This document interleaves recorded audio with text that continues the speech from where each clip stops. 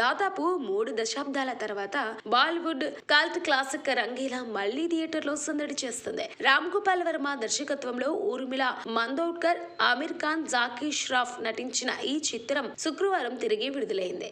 ఈ సందర్భంగా నటి ఊర్మిళ తన ఆనందాన్ని పంచుకుంటూ ఒక మంచి కథ ఎప్పటికీ నిలిచి ఉంటుందని, ఈ సినిమా మరోసారి నిరూపించిందని అన్నారు. రంగీలా అనగానే కేవలం జ్ఞాపకాలే కాదని, ఆనందం, ఉత్సాహం, థ్రిల్ అని ఒక్కసారిగా మదిలో మెదలవుతాయని పేర్కొన్నారు. ఆ సినిమాలోని పాత్రలు సామాన్య ప్రేక్షకులకు అంతగా కనెక్ట్ అయ్యాయని, అందుకే ఇప్పటికీ ఎయిర్పోర్టులో కూడా కొందరు తనను ఆ సినిమాలోని తన పాత్ర పేరుతో మిలి అని పిలుస్తుంటారని తెలిపారు. ఈ చిత్రం ఒక సామాన్య యువతి కలల కథ అని, అందుకే ఎంతో మందికి స్ఫూర్తిగా నిలిచిందని ఆమె అభిప్రాయపడ్డారు.